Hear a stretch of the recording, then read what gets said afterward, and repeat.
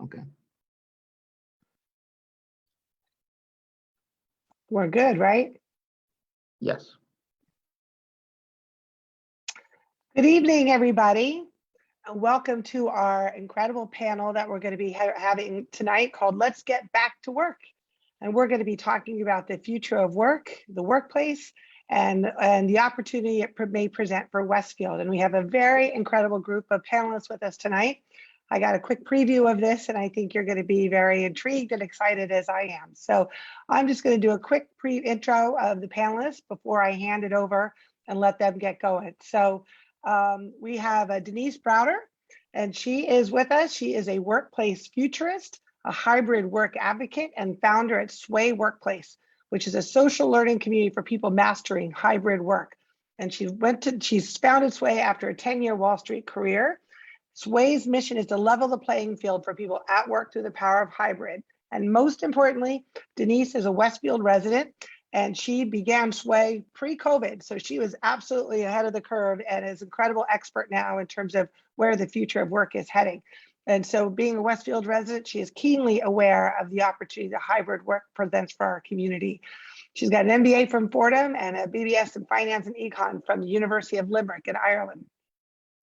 Also joining us tonight is Michel. He's the Vice President of Market Analysis at Streetworks, and he leads the analysis of real estate markets and development concepts in order to determine the highest value of potential development projects. Previously, he was a real estate and development consultant with extensive experience in development projects across all asset classes around the globe. He brings a breadth of knowledge and experience to the conversation that we're having tonight. He's got a master's in geography and business administration, and he adds the most value where urban and real estate planning intersect.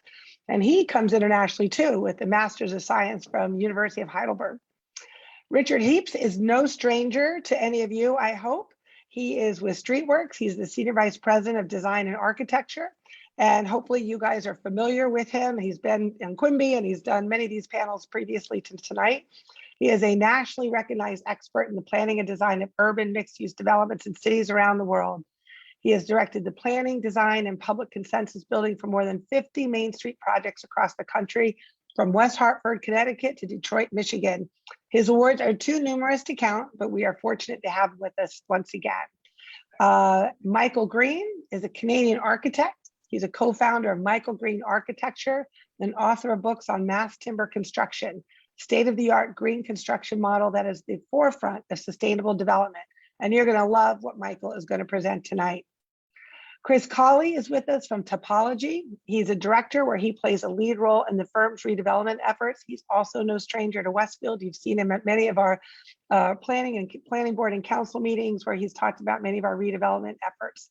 Prior to being in Topology, he spent 4 years working with the city of Newark on planning and economic development initiatives. And he's incredibly educated with degrees from Harvard, Johns Hopkins, and George Washington University. And we're very fortunate to have him with us tonight as well. So I think I'm kicking this off to Denise. Is that right? I think she's starting us off tonight. Yes, that's right. I have the lucky honor. Hello, Denise. Good to see you virtually. It's been a while. It's been a while, but I'm thrilled to be here. Thank you for joining us. Absolutely. So yes, very thrilled to lead off. This is an amazing panel tonight, such diverse opinions on the future of work, kind of knowing the space. So I'm very excited for where we get to. So just by way of introduction again, as Mayor said, I am a workplace futurist, a hybrid work advocate, and a founder at SWAYworkplace. And our specific area of focus at Sway is helping companies transition their people into hybrid ways of working to drive performance and get all those great wins that can be had from hybrid work. So equally as important, I am a proud 10+ year resident of Westfield, and I have children in the Roosevelt school system and here locally here in our Washington Elementary. I'm super proud to be a Westfield resident, and Sway was born and raised in the basement of my home on Coolidge Street. So I can't even tell you how thrilling it is for me and my team to be able to take all the work we've done around the future of work and bring it right here to our local level. Perfect. So I thought I would give a little bit more context on what the future of work is, because it seems like a really big term and it's kind of hard to chew on because it means a lot of different things to a lot of different people. So by way of a bit of history in the future of work, early in 2019, I came across that term, the future of work, and I was like, what is this thing, the future of work? And the more I read about it, the more I was absolutely rooted in the spot for two reasons. At that point in time, it had an awful lot to do with, it was a management consulting concepts, and the Deloitte and McKinsey of the world did a lot of work on the AI and implementation and the potential to displace workers and workplaces, and had a lot to do about the robotic apocalypse. Was it going to come? Was it going to happen? When was it going to be? Was it going to be good for people or not? Those concerns still exist, but back at that point in 2018, I saw something very, very different. I saw two things. I saw an immense opportunity to normalize flexible work, and I felt clearly that that was about to happen for us. We were on the precipice of a major shift in the way that we work in terms of where, when, how, and why. And the second really strong feeling I had at that point was about Westfield. I felt so strongly and still feel so strongly about the potential for Westfield to be a smart town and to be a smart and the model for what it is to be a smart town, a smart city in the future of work. And the assets I look at to consider that in terms of where we're going in the future work have a lot to do simply with our geography, where we are in proximity to New York City, where we are in relation to Newark Airport for international travel, from a lifestyle center, how we have access to beaches and to mountains. From a community aspect, we have a lot of educated people in our town. We have a lot of untapped potential in our town, and we have a strong community aspect. So for all of those reasons, I feel really strongly that we have a huge opportunity as collectively as a town to really model ourselves as a forerunner to get those advantages early on. So since 2019, the future of work has gone from something at a 30,000 foot level down to the dinner table conversation, and is top of mind for a lot of people, and rightly so, because we're making decisions today that are going to shape the way that we work, which shapes our families, it shapes our communities. But just by a way of a frame of reference to kind of start understanding what the future of work is, the way I like to describe it is, if the future of work was a highway, it would have three very distinct lanes. The first lane is the workplace revolution. And that refers to this ongoing shift of people leaving their urban centers and office-based ways of working to more hybrid and flexible ways of working.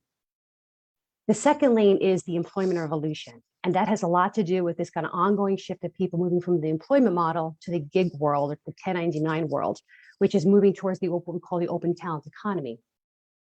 And the third lane is the skills revolution. And the way we look at that is the emerging kind of disconnect between the skills that the market offers and the skills that the same market needs to thrive in the future of work.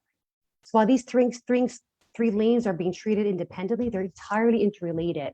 And I think, how do we as a locality in Westfield collectively come together to make those three work for our residents, the future of our own work? So to bring this down to who we are and where we are, there are 5 things I want to kind of to talk about tonight in terms of the future of the suburbs, which I think are the 5 most important things I'd love for you to know and things I want to talk about. The first is about the move to the burbs. The second is, what is special about Westfield? The third is, why does space matter? The fourth is, how does it actually benefit us here locally in Westfield? And the fifth, last point, is what we call work as a lifestyle. So number 1 is the move to the burbs. Now, having tracked this for some time, pre-pandemic, there was about 1.9 million knowledge workers that were commuting in and out of New York City from the tri-state area. So when COVID hit and all knowledge workers kind of were dispersed to this rapid remote system, in my mind, I saw 1.9 million workers now living and working in the suburbs.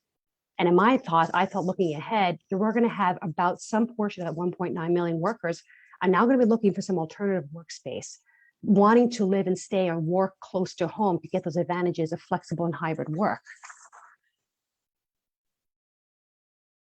And why is that so? Because I think that the experience of the last year and a half has showed us that remote work works and that hybrid work works.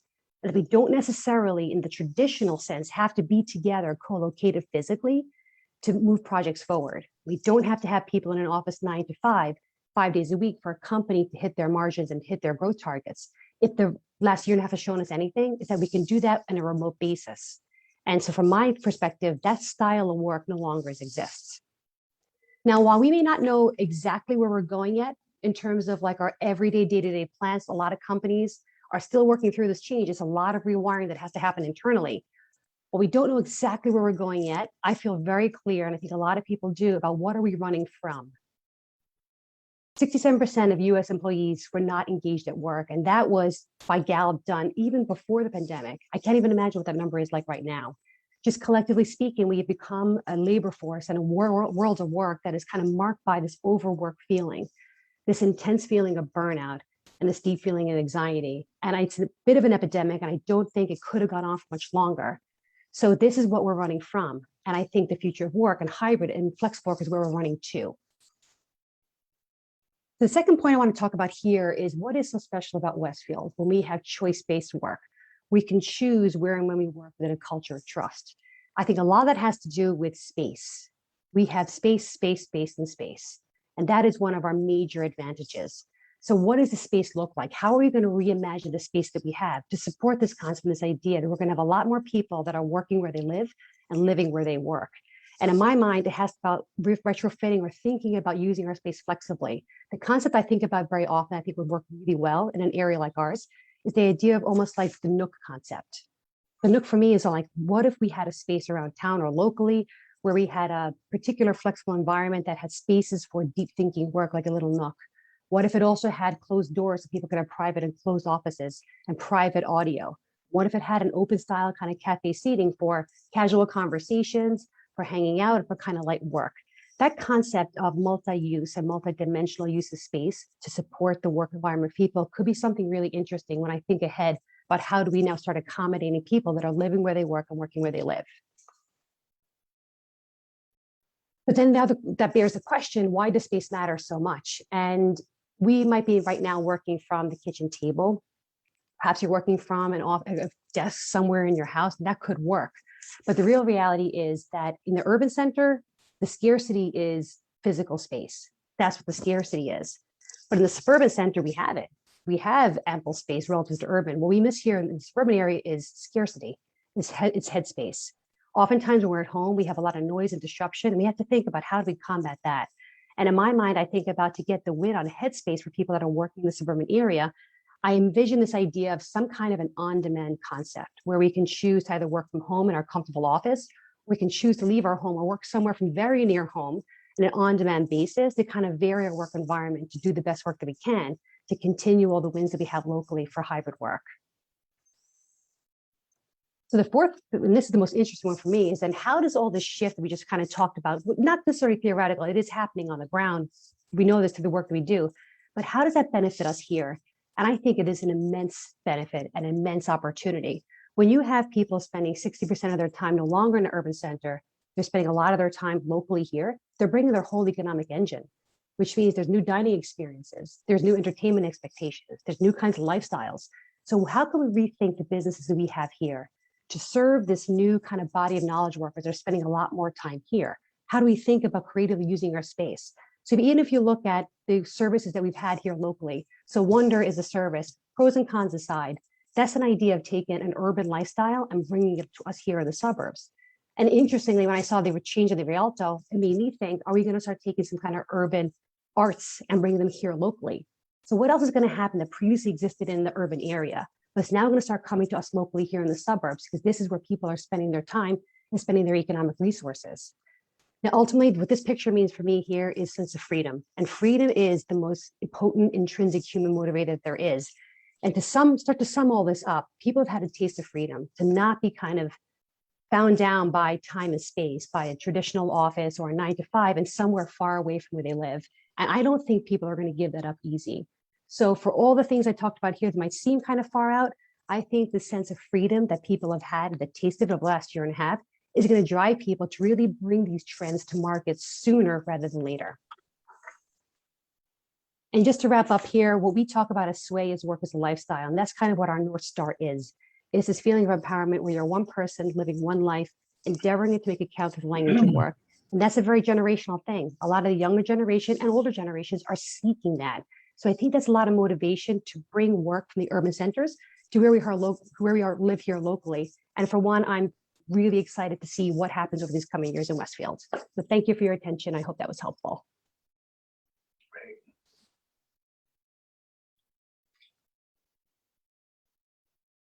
Thank you, Denise. I think we're moving on to Christian.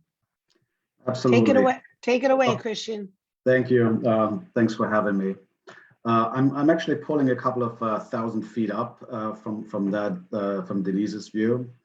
And for me, it's really sort of like looking at the larger New Jersey office market and looking how that does actually as an industry. And despite some of the cautious notes here and there, it's still a tremendous asset, right? And creates a ton of economic activity, right? So it's still the gorilla in the room, right? With 150 million square feet, it's the eighth largest office market in the country. Has 3 Fortune companies and almost like 20 Fortune 500 companies. That's quite impressive. So if you look at sort of like how this all started and where we are, Dan, please. The current or the existing pattern are pretty much a function of the historical development, right? So early settlements in the urban centers, the industries go out on industrialization, and then later on in the 70s, 80s, and a little later, the suburbanization. So what that created is sort of like a market that is bookended by 2 super submarkets. The one sort of like that's car-driven, campus style around Parsippany and Florham Park, and another big center at the waterfront in Hudson County, up and down. Next, please. So, and just to show how strong the market still is like you have a tremendous amount, and these are just some exemplary players with tenants, right? In the very strong legacy sectors, particularly in manufacturing and life science. And then these sectors, of course, have attracted consulting to optimize their systems, bring IT in whatsoever. And then a lot of sort of like the supporting services in finance, insurance, right, all over New Jersey. But at the same time, there have been, I want to say subtle, but they're not so subtle changes, right? So if you look at the markets that have received like the occupied office space, i.e. Most of the employment, you see a major shift from a few submarkets to a few others, right? So the red ones have lost, and the green ones on this slide have gained employment and therefore office space. And if you start plotting that pattern, you see a clear movement from sort of like the outwards areas towards much closer towards the center, right? So you have obviously like a big growth in Hudson County, but you also like all of the other areas like in West Essex and so forth have gained tremendous amount of office space. Now, why has that happened? Because really some the employees and tenant preferences have changed, right? So there's a couple of very distinct aspects that I wanted to focus on. One is that employees and tenants want better connected space. So we looked at different locations or overall all office in northern New Jersey versus Metro Park, and see sort of like with aging, all office space experienced a higher degree of vacancy. Not so in Metro Park, same office space, at least in terms of age, but the vacancy has remained low. So there's a clear preference for better connected office space. Next, please. Employees and tenants also want to be closer to closer to amenities, good amenities. So we've seen this in these two. One is On3, yes, sorry. The other one is Bellworks, right? So why they might not be ideal for some other aspects, they're really packed with amenities and have been very successful, right? So and one aspect of success, or how you can measure success, is again vacancy. These are mostly occupied at a very high degree, although like the rents may not be at the level that everyone would like to see. Next one, please. And again, employees and tenants want to be in an authentic mixed-use environment, right? So we see this like particularly in the towns of West Essex, Montclair, Morristown. Well, not so much Morristown, but Maplewood. And so yes, these office buildings are a lot smaller and typically are like in the 10, 20, 30,000 square foot range. But the rents are really at levels that are much higher than what you see like in the car-driven office space environment. Next, please. And again, there's a clear trend to be closer, right? So what we try to do is like, well, what we've done here is really sort of like mapping vacancy in these various areas. And you can see like really 3 distinct zones from 1 to 3, with the 3rd zone being closest to Manhattan, having the lowest vacancies. Again, there's a clear trend visible. And high reputation, right?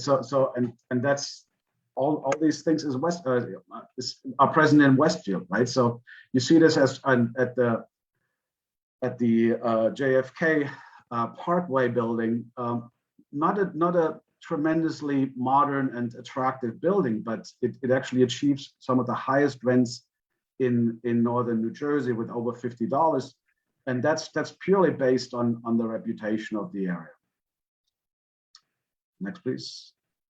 And then again, sort of like this is actually an example project in Morristown M Station, right? And Morristown unites a lot of the attributes that I just talked about, but in particular, what I wanted to focus on is that it's new and efficient space, large floor plates that actually attract like companies that want to better communicate and cooperate as an entity. So if you bring this all together, actually, you next slide, please. You look at Westfield, right? So like neighborhood character, modern space, access to transit and amenities. So a potential or office space in Westfield would almost create its own location, right? That would sort of like fulfill all these desires and demands new tenants and employees want these days. Thank you.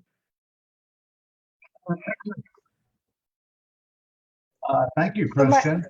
I'm sorry. Hey, I just want to ask him one question, and that is, these trends that you saw, Christian, in light of what Denise said, do you think the trends towards, have been accelerated due to COVID?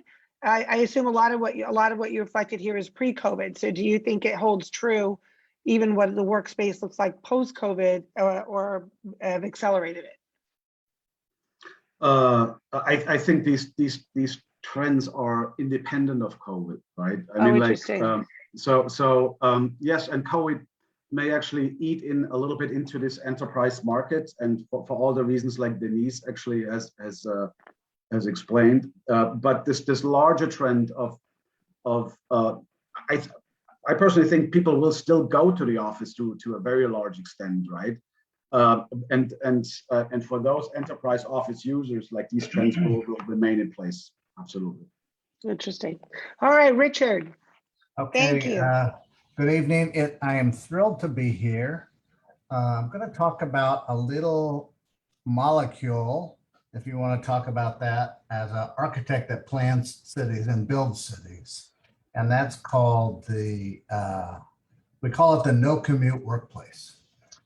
Or I call it the work-live workplace. And Denise did a spectacular job of kind of putting that in the scale of all these things. I will tell you from my perspective, the past 50 years, we have been very unsophisticated and huge in our thinking, not very intimate, not very personal. But the one thing I know for sure, everybody has tried something the past 2 years, and most people didn't like it. And there is something between your kitchen table on one end and these giant floor plate mega offices.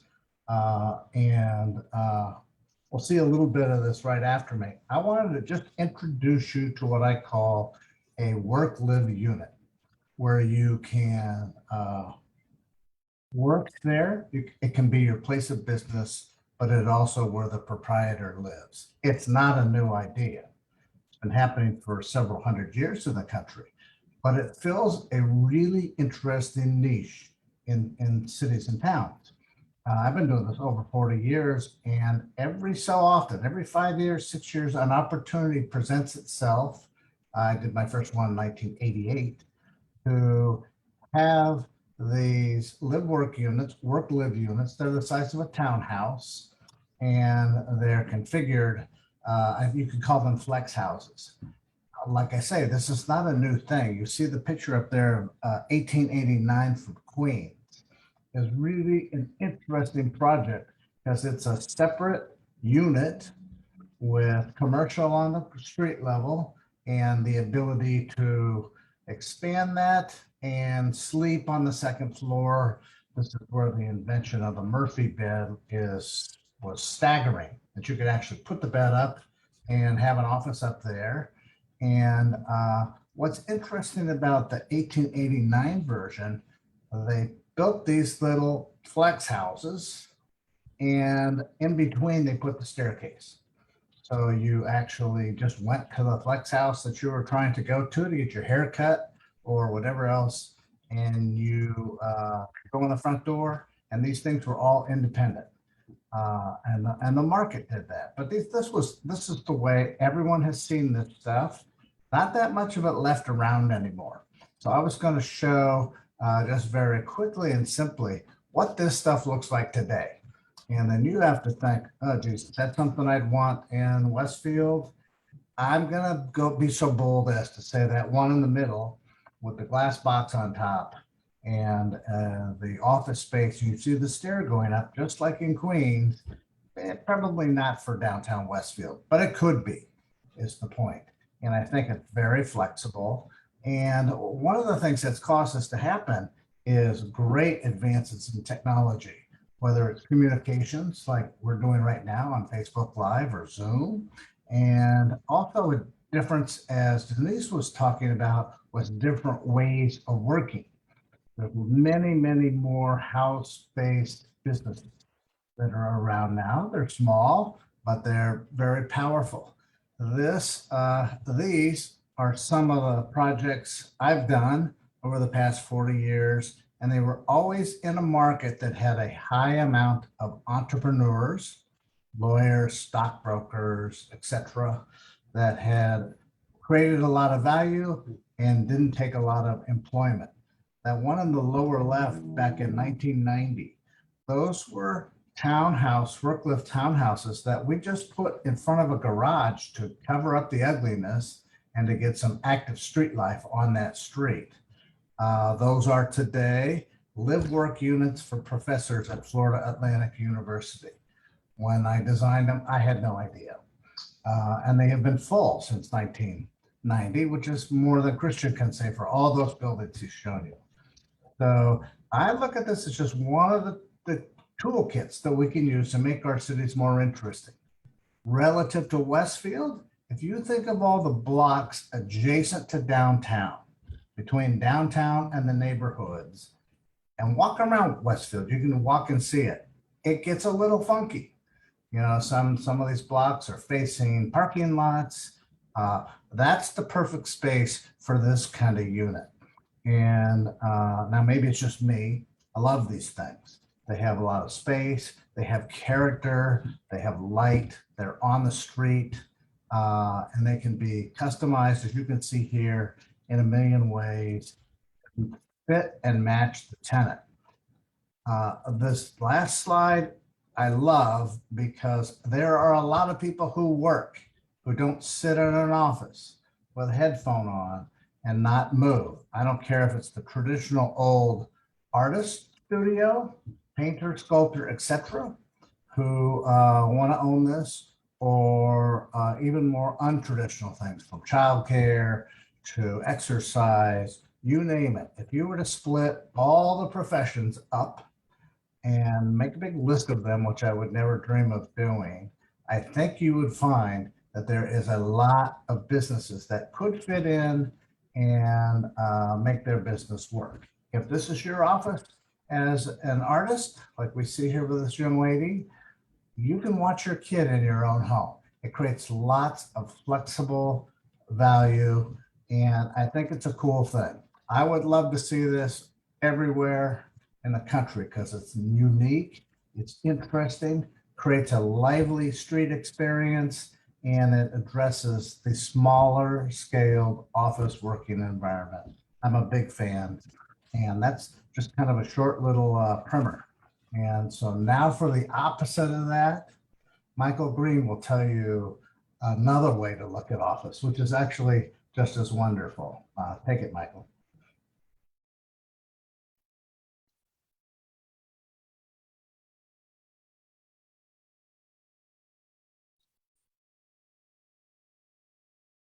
I'm muted. Sorry, everyone. Hi, everyone. I am going to share my screen. Hopefully you're going to see this, and I'm going to share a story for you about wooden buildings. And here we go. So we are architects actually in Western Canada, but we practice all over the United States. And I'm going to tell you a little bit of a unique story about our practice. This is my team. You'll see in these little tiny photos that everybody's holding a tree or a piece of wood. And that's because we're uniquely a firm that only builds buildings in wood. And I'm going to tell you the story of why that is. And it's to us a really important story for a whole bunch of reasons. And I think for Westfield, there's a great story to tell as well that I'm going to get to as we go. But I'm going to start with this slide here, which explains a really important concept related to climate change and what we're all dealing with and talking about. Now, I do live in Canada, and in Canada saw this year the highest recorded temperature in Canadian history as a result of climate change. We also this week are seeing tremendous flooding where I live that cut the main road from east to west of Canada off. And so these are the kinds of events that we're all afraid of that relate to climate change. And I'm going to talk about a solution in the way we build buildings that's going to help us around it. And what it's about is how carbon in buildings work. When we heat and cool a building, we actually are using energy that has a lot of carbon. When we build a building, we're using materials that have a lot of carbon, and carbon is what we want to reduce when we're building or using in the atmosphere to help climate change. And so what we make buildings out of, the embodied materials, the embodied carbon in the materials, has to move away from high carbon materials like concrete and steel that take a huge amount of energy to produce, and to materials that are actually grown by the power of the sun.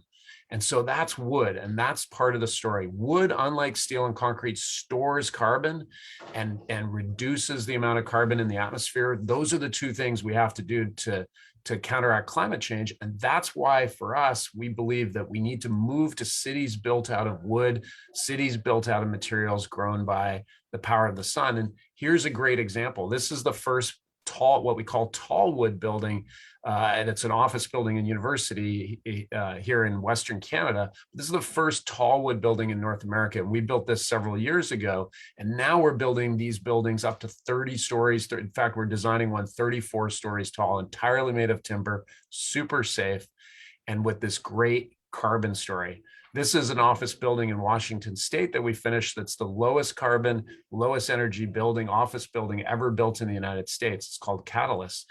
And I'm going to just show you the inside is made entirely of wood.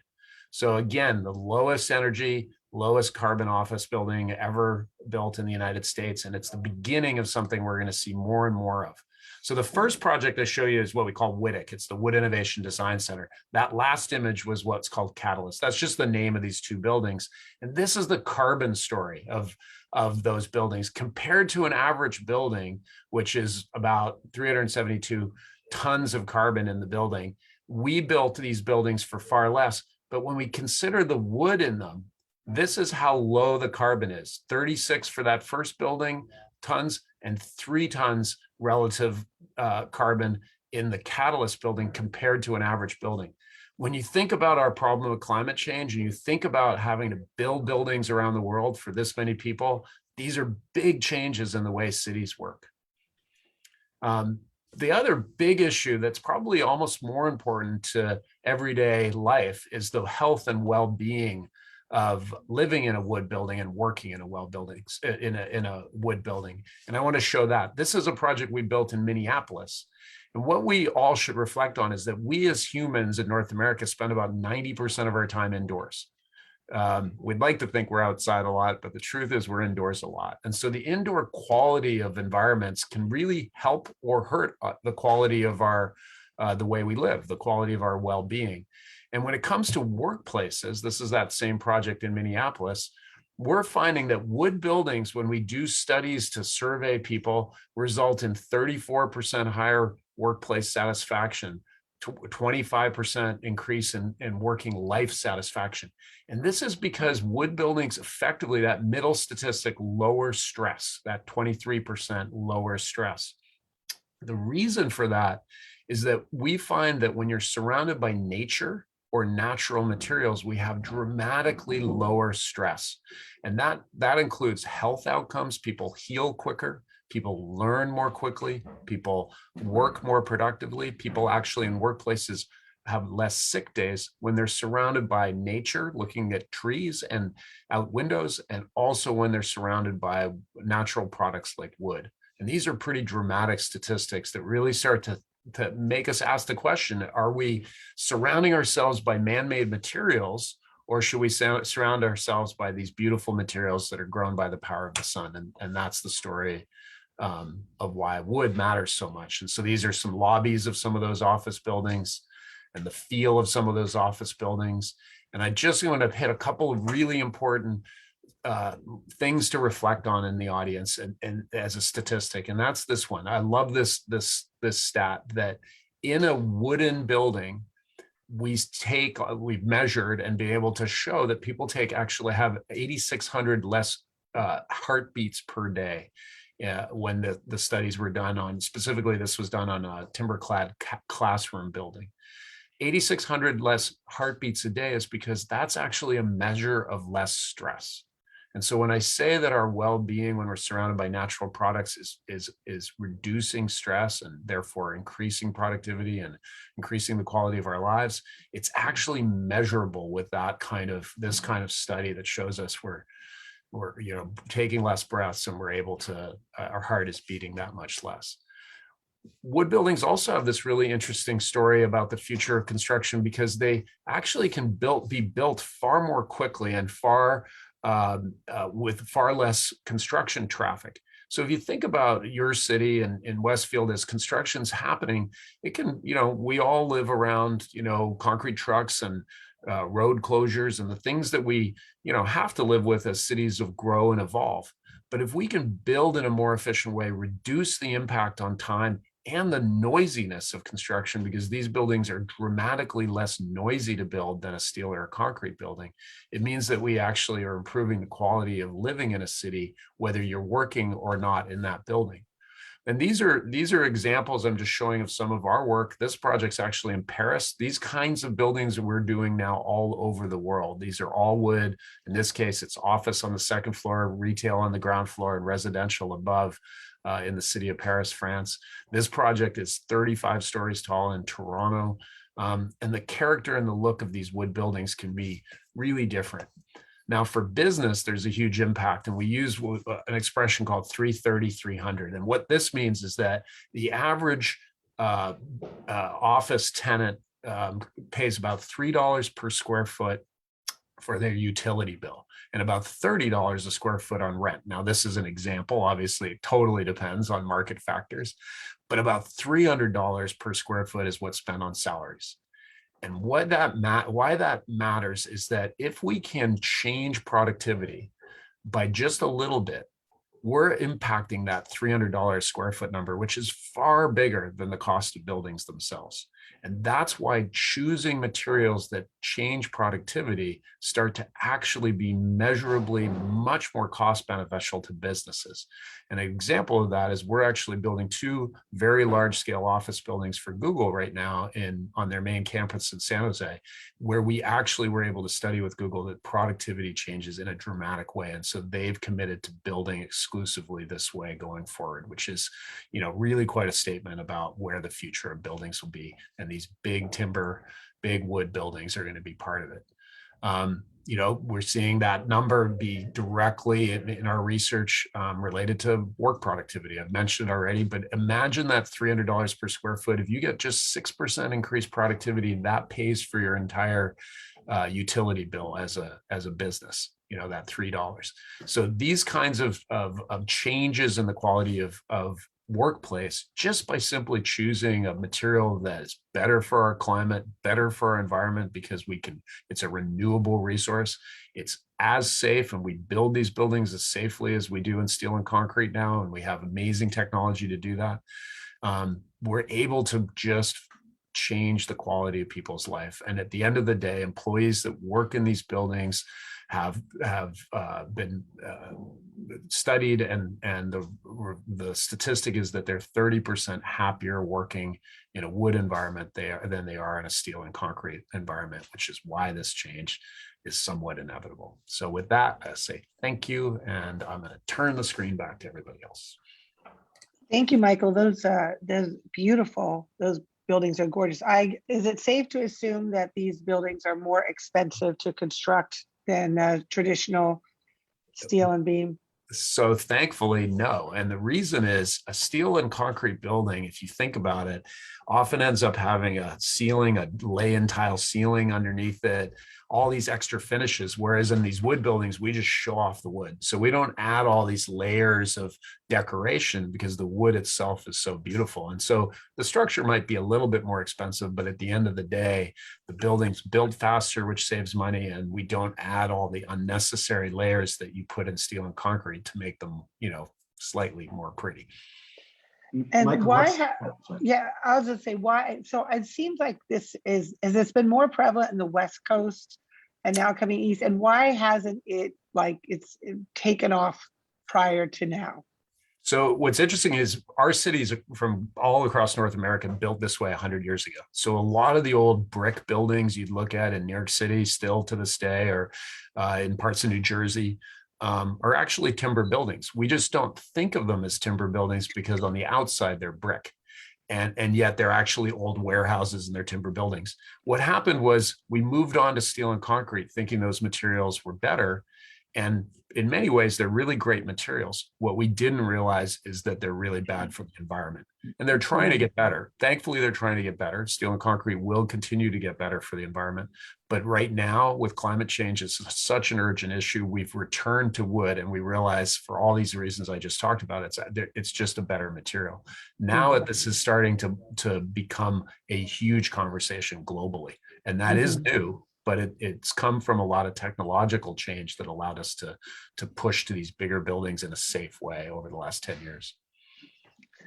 That's great. Before we moved on to Chris, and I just do also to remind anybody who's watching that you can post any questions you have on the Facebook Live comments, and someone is reading them off to us. So please feel free to ask questions, and we'll pose them to the panelists throughout the evening. Did someone else have a question? Yeah, I'm just like Michael, interested in sort of like in the attributes of the material, right? Are they as efficient, like let's say in terms of R values as regular buildings? And these sort of like what always like strikes me, like you hear wood and you think like, oh my God, are these buildings less safe than other buildings? Right. So those are two questions that come to my mind, right? Yeah, great question. So they're actually to your first question, R value is about an insulation for people listening. That it's a technical rating on insulation. They're actually much higher energy performance buildings than a steel or concrete building, because wood is an insulator, unlike steel or concrete, which actually conduct the cold. If you touch a steel beam or a concrete beam, it's quite cold. But imagine touching a piece of wood, it's not nearly as cold. And that's just because wood is actually an insulator. So they actually are better for energy than steel or concrete. When it comes to fire, the reason they're really safe and what we're talking about is a lot different than people's single family homes. If you think about your home that's built, 95% of North Americans live in a wood home. It's made out of 2x4s and 2x6s, the small pieces of wood. The way we build these buildings is gluing together lots of small pieces to make huge pieces of wood. And that makes them both incredibly strong, but also extremely resilient to fire. And the way to imagine that is if I handed you a big log and said, and a match and said, go start a campfire, you probably know that you can't get a big log to start with just a match. And that's because it's big. That mass actually makes it really hard. You have to start with tiny things and add more and more until eventually you can put the big log on the fire. Well, the way we're building these buildings is with these large parts that just simply don't catch fire very well. And that's why they're really safe, and we can build them as safely as steel and concrete today. And that's what the building code throughout North America and the United States allows us to do, because it is recognized as safe. Oh, cool, thank you.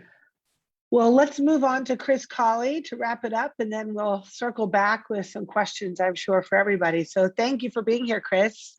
Great, thanks, Meyer. Happy to be here. It's a really good panel. We had a lot of knowledge on this group. So I thought that sort of the most effective way for us to close was to try and like take a bunch of the ideas that we've heard and sort of bring them back to Westfield, bring them back home, and talk about how we might incorporate them into some of our thinking locally moving forward. So for us, as the redevelopment planners for the town, we hear all these ideas and concepts and like a lot of really compelling information, and we sort of feel it's our duty, it's our obligation to like play almost an honest broker and try and think about like what do these ideas mean for the future of work in Westfield, and then like more importantly, like for residents, what should they mean, and how should the town be embracing them, evaluating them, and sort of assessing them moving forward. So traditionally, and I'm going to sort of take us back to the beginning of the presentation, right? Like traditionally, whenever we talk about or read about office markets or work sort of work locations, most reports sort of read a very similar way, right? There's a pendulum that's shifting back and forth between center cities and sort of suburban office parks, and generally like one of those two is in vogue, depending on what year it is. Sort of these pictures embody that, and the two markets that Christian referenced earlier in New Jersey, well, I think Parsippany was the first one, and like the Hudson Core was the second one, right? Sort of dealing with like a binary of the center city versus the auto-oriented suburban market. Dan, you can go. But like in Westfield, we don't really fit on that spectrum, right? We are not city center. We're also not a large sort of auto-oriented suburban office park. And you can go to the next one, Dan. And like that has had impacts, right? Probably some good impacts, but also like some negative impacts for folks. And I think those impacts have particularly come to light in recent years. And I think what Denise was touching on earlier in terms of burnout, anxiety, all of those things sort of play into this, right? So like this paradigm creates the commuter lifestyle, for better or for worse. It drives folks outside of the downtown, for better or for worse. It congests our roads, right, as people get to and from these places. So it has all these sort of spin-off impacts that have affected Westfield and Westfielders as it's evolved. But fortunately, we've had all these good discussions tonight, right? So we think there's a lot of these shifts that are happening, right? And I thought it was interesting to hear Christian say earlier that he doesn't think these are COVID shifts. He thinks these are sort of organic shifts that are happening, with or without COVID. So there are a lot of these shifts, and you can move to the next one, Dan. We just wanted to sort of organize them, talk about how they fit, like geographically. It's Topology, we're planners, like we work in geography, we work in regulation, and we wanted to sort of close with thinking about generally the recommendations that we heard this evening, or the ideas we heard this evening, and how we as a community might respond to them locally. And like for us, local response means like, how should we zone? How might these ideas be incorporated or not incorporated in the redevelopment? And like as a community, how should we be sort of directing our public improvements to accommodate these things and to leverage these things to the best of our ability? So we broke them into 3 groups, maybe simplistic, but hopefully explanatory. Work from home, which we're going to start with, work near home in a sort of non-traditional way, and then work near home in a, I call it traditional, but after listening to Michael, maybe sort of quasi-traditional, semi-traditional. So Dan, you can move on. Okay, so Richard, I think captured this really beautifully, and I think that one of the things that he said was really effective and sort of potent, right? Like the idea of working from home is more in vogue in COVID era, but it's kind of like the oldest idea ever, right? Like the idea of the workplace and a home overlapping is like very traditional concept, and it's something that has been around forever. So as we sort of start to think about how we as a community might regulate working from home or incorporating working from home, the strategy that was discussed, like there are considerations that the town needs to explore to understand like how best to accommodate those uses, right? So one is just sort of purely zoning and regulatory, like is work from home a permitted thing, right? Like, does our zoning allow for that to happen? And if not, like, should it, right? And how should we make that happen? Two, Richard showed that great image in the middle, like, how can we design structures that accommodate work from home that still fit within the Westfield aesthetic, right? Working from home should not necessarily mean an overhaul or like an overturning of the Westfield aesthetic. Like, we should be able to design these structures in a way that is reflective of the community that folks have chosen to live in. Three, future ready homes. As we talk to folks that are building or designing homes, whether commercially or just for themselves, like, I think COVID has made people realize like the need to have these spaces within their homes. I think that the market is valuing those things more and more, and it's a consideration for the town. And then finally, there are plenty of things that you can do from home that have very limited neighborhood impacts, right? So I think working from home often starts people thinking about, well, are people going to be sort of welding iron in my backyard? We're going to be having whatever parties in the backyard, and like understanding and sort of creating uses and zoning that mitigates those things and controls those things is a consideration for us and for the town as we move forward. So sort of non-traditionally working from home, like, Denise touched on this Nook idea. And I think this is Nook or co-working, or last time we did one of these panels, Phil was here talking about fluid spaces for retail.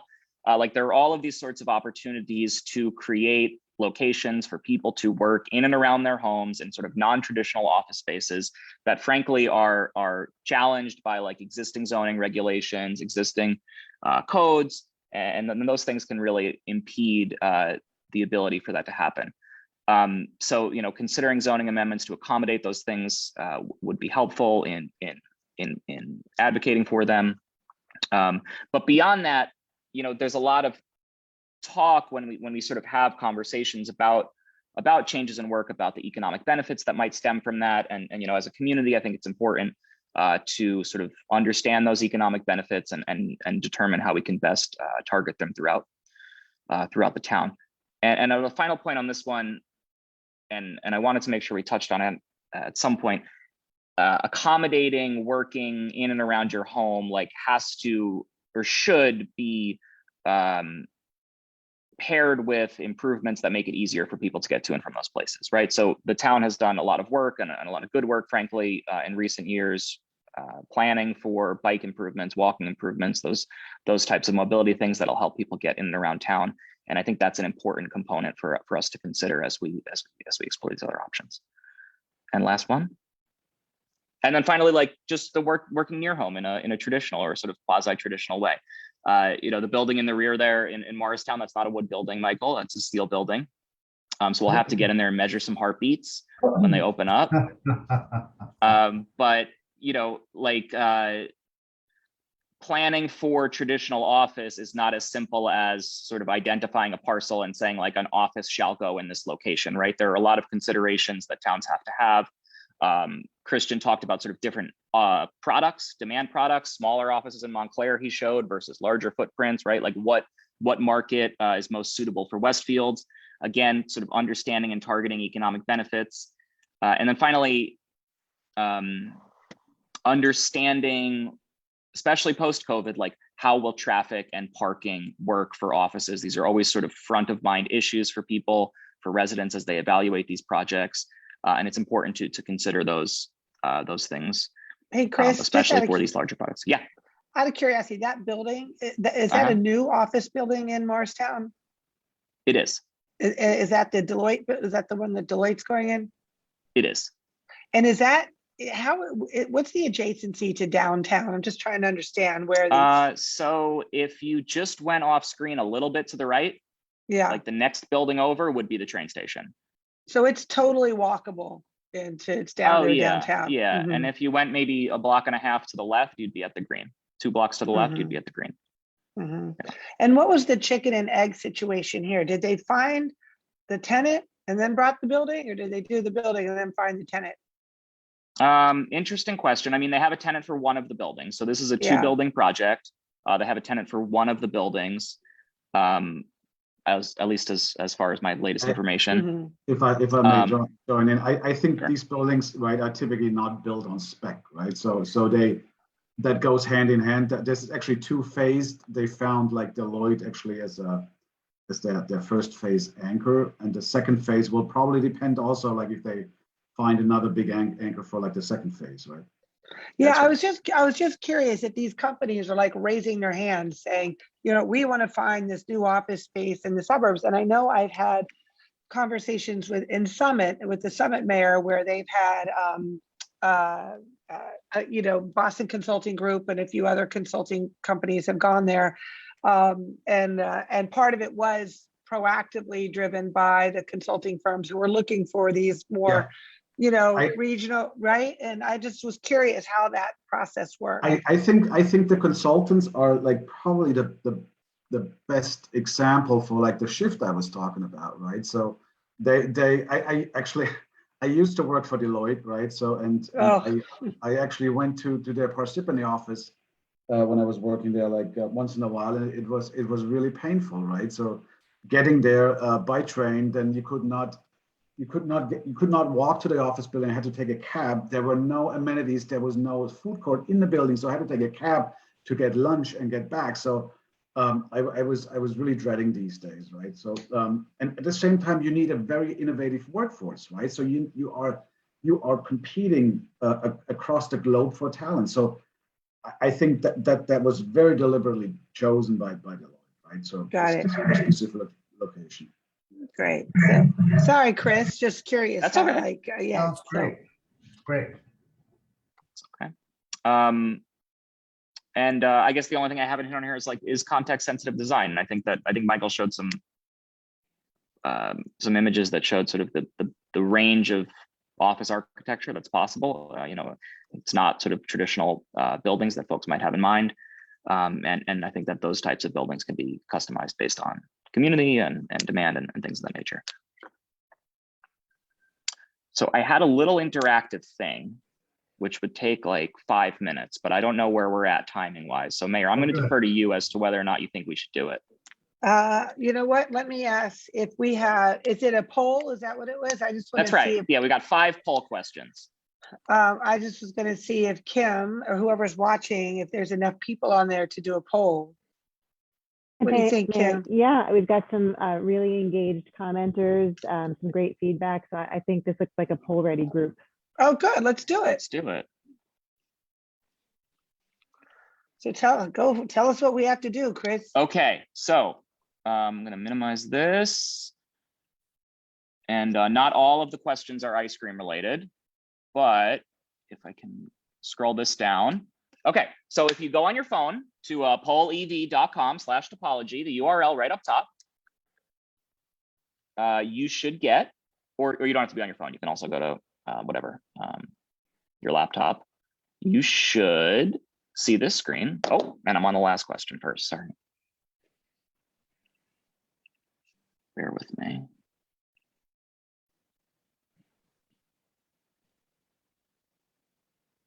Okay. Oh, I'm on the ice cream question. Okay, good. The ice cream question. That's the icebreaker, just to make sure that people are on the right website. So I don't know about the choices we made here, if these are really the 5 best flavors of ice cream, but we'll see. We'll see. And I'm gonna do like probably 25 seconds on each one as we let answers come in. So I'm getting the sense. We'll wait for. Wow, there are no chocolate lovers. No chocolate. Now, what does that tell us about the future of work in Westfield? Oh, no. I don't know. I don't know. I'm a little There we concerned. go. I'm a little concerned. There's all this vanilla. All right. So I'm going to. Oh, we still got people joining. Okay. So we have basically 3 questions about where you were working, sort of in and around COVID, and then we just have a last question about like what you'd like the future of work to mean for you in Westfield. So hopefully the question changed on everybody's screen. And this is now before COVID, I primarily either A, worked from home, B, worked at work in a major metropolitan area, New York, Newark, Jersey City, whatever, or C, worked at work locally, meaning Westfield and surrounding communities. Just gonna wait for people to stop responding. This is actually interesting to me. I assumed B was going to be an overwhelming answer. Okay, I'm going to move to the next one. During COVID, I am primarily, same question, A, working from home, B, working at work in a major metropolitan area, or C, working at work locally, Westfield and surrounding communities.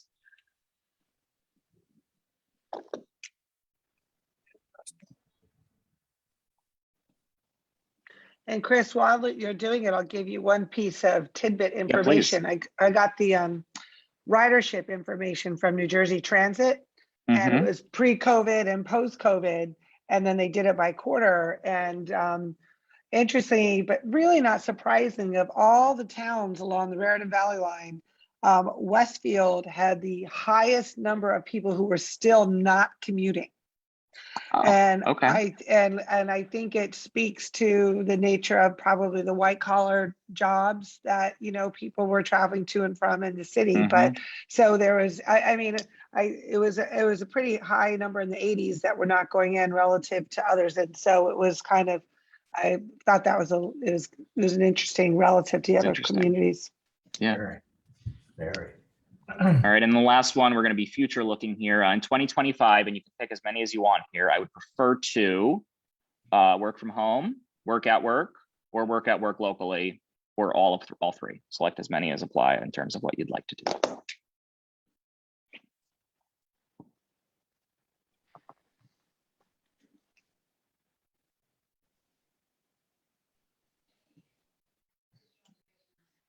All right. Move on in 6 seconds.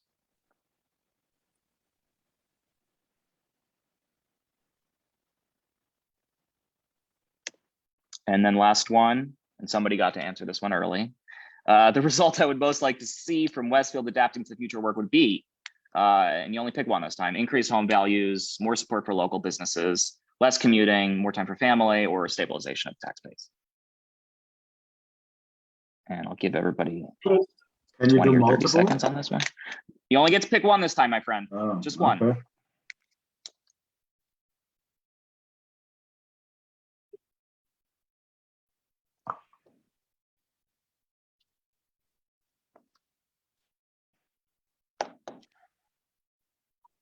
This is interesting to me. Yeah. All right, you have 5 seconds to respond, and then I'm gonna close down the poll.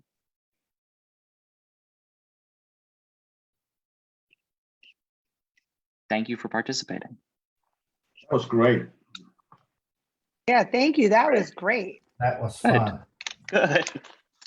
Yeah, I'd actually like to do like that ultimately as a wider poll across the board, because it has so many implications for us, right?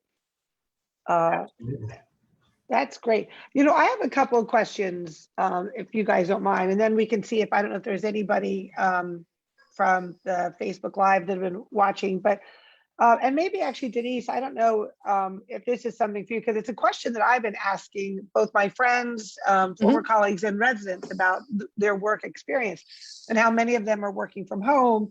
And clearly, you know, and part of the company's decisions, and I have friends in HR too, who are saying that, you know, initially, I think there was also a monetary discussion about it was all driven by, can we save money on real estate costs and so forth, right?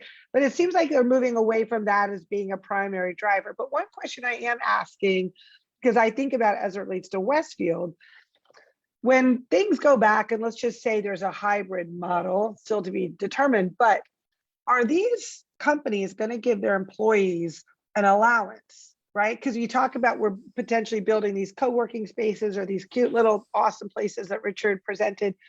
Will they be given an allowance to be, you know, here's, I don't know, $500 a month, whatever it may be, to be able to go and rent those places relative to be working from home? Because I think that kind of allowance will be a driver of, I think, the use, how much these things get utilized. So what are you hearing about that, Denise?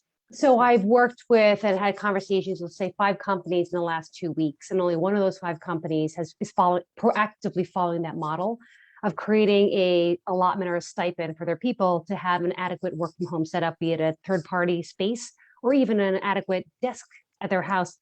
The other four, as this example, are not there yet. Some of them are large companies, some of them are not, or smaller companies that are more cost conscious. I just think that we have to get there, and I completely agree with you. But that's going to be a variable that's going to drive this. But if this is a baseball game, I really think we're only in the first, second inning of this conversation. And at some point, that productivity is going to invert if we don't have this kind of work from home structure and setup that's supportive. And I think sometimes we have to kind of feel a little bit of that pain before we're willing to make that jump.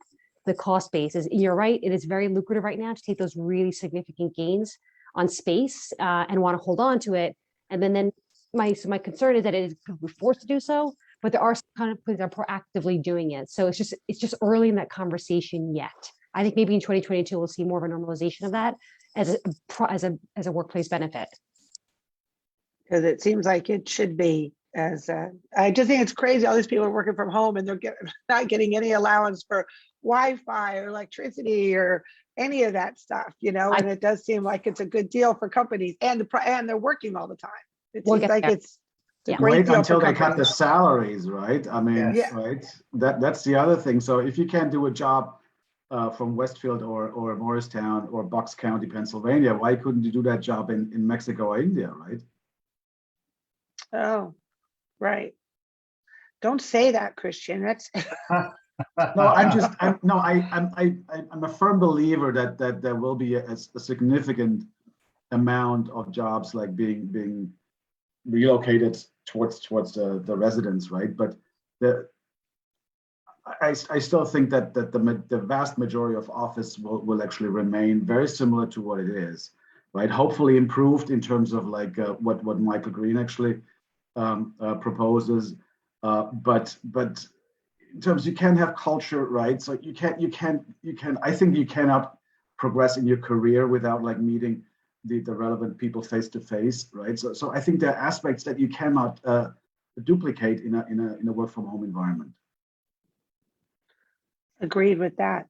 And so, Richard, when you were showing all those really awesome places that made me want to live in one of them, I saw all those different uses, I go right to zoning. Well, you're right. And kind of Chris touched on it too, but I saw your example, but it was real, the art studio, you had like kids and maybe there's some kind of childcare setting, and you're just like, wow, how does a municipality, how do you be flexible enough to capture the opportunity, but yet not be the Wild West where anything goes? That looks like it's going to be an interesting and challenging regulation. That's going to be a challenging process. I haven't looked at it specifically in Westfield, but I suspect that Westfield is not set up to do it either.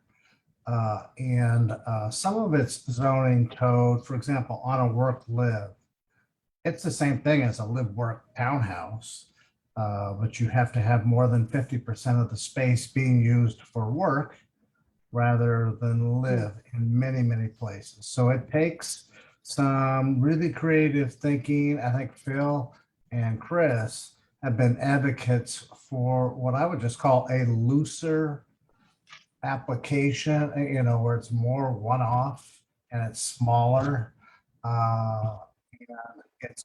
Phil and Chris will be very busy for the next 50 years thinking about that, because we got into this thing of big, not very clumsy land uses, and where we just wipe whole areas. Well, this is all residential and this is all office, and as much as with people as with anything else, we're not using these big broad sweeps across our companies or whatever else. We're more intimate, we're smaller, and that will be a natural, some town will do a great example zoning person on this, and they'll figure it out, and then every town will rush towards adopting that. It's going to be very, very interesting. That is the great thing about at least our system here, is we love to copy, and so whoever comes up with the best code first will lead the way. But that's the nature of towns and cities, which is cool. Yeah. And the best example in Westfield, look at those damn cafes in the middle of the road. no one would have ever guessed that that was going to be allowable. And look at that, and how it's changed our town to whatever else. So, Yeah, it's great. But I do believe it's going to take a much smaller scale set of decisions. And I can't imagine why every town wouldn't want famous last words. But, Yeah. yeah, it blows my mind that a town wouldn't want the little deli, the ice cream shop. I first started doing these for lawyers in Palm Beach who had the big office in New York, and then they had a little house. They weren't going to have 50 people. They were going to have them and their assistant and somebody else. And they just started doing it the old-fashioned way, breaking the law. And it was great. And asking for forgiveness, right? Yes, Yeah. yes. I think Kim said there is a question from the viewer. Yes, Mayor, we had a lot of great comments, a lot of insightful feedback, most of which has been addressed by the panel, issues about zoning, as you mentioned, walkability. But I think that there is a lot of fascination with the work that Michael presented. And Yeah. Michael, there's a question about with your buildings, you incorporate other green elements such as green roofs, recycled water, solar passive design, and smart heating or cooling systems. Yeah, we do. So almost all the buildings we do, but not all, but almost all nowadays are what's called passive house construction, which is very, very low energy buildings. It depends on this. Pardon me? I think that was just feedback. Oh, it's just feedback. So across the board, I think most architects, most developers, everybody's trying to do better by the environment in lots of different areas. There's always a balance of cost and making sure affordability is part of the formula. But affordability is not just about the initial cost. It's also how much it costs to keep a building and operate a building and maintain a building. And so all of those things get sort of folded into decisions as we develop, and our projects are consistently thinking that way about lowest impact on the environment throughout. And Michael, just to add to that, I assume that relates to the harvesting of the timber, right? And as this really takes off, I imagine that that's built into your whole sustainability ecosystem. Yeah, so I mean, it's a really important conversation to talk about, because a lot of people, when they first hear the idea, sort of step back and say, but wait a minute, and climate change isn't cutting down trees really bad? And the truth is, yes, it is really bad, depending where you cut them down. So deforestation is about 20% of man-made impact on climate change, but that's mostly in the Amazon basin in Africa. That's not the North American forest. So for the foreseeable future, we have enough of a sustainable forestry model where we're replanting trees all the time that we can actually build a lot of these buildings. One of the buildings I showed an image of was about 100 feet tall, 8-story building. The North American forest grows enough wood to build that pretty large building every 4 minutes. And that's something to think about, right? Trees are all growing around us all the time. And that's different than when we do steel and concrete buildings. We're having to extract that from the ground, use enormous heat to produce it. But when we use wood, we're using photosynthesis, we're using natural processes, we're using the sun. And as long as we keep planting trees, there is a sustainable model of doing this. And hopefully that doesn't change. Climate change is threatening our forests with forest fires and floods, and these things all factor together. So this is a really good solution for the next decade. And then we'll have to evaluate, is there a better solution for the decade after? And that's how the process has to work. Very cool. Well, Kim, was there anybody else have any questions, or Kim, anything else from the audience? I think you've covered it. So this was great. Yeah, very fascinating. It's very exciting stuff, actually. And it's great to have Westfield in the conversation. And I think all of us would aspire to have Westfield be at the forefront of a lot of these things and create it in a way that is so, really inherent to the fabric of our community. So this is terrific. It's great to see what's possible, and hopefully more to come. You bet. Yeah, thank you. So thank you, everybody, and thanks for those who are joining us tonight. Have a good night. Thanks, Have a everyone. great Thanksgiving too, everybody. night. Bye-bye. Happy Thanksgiving. Bye.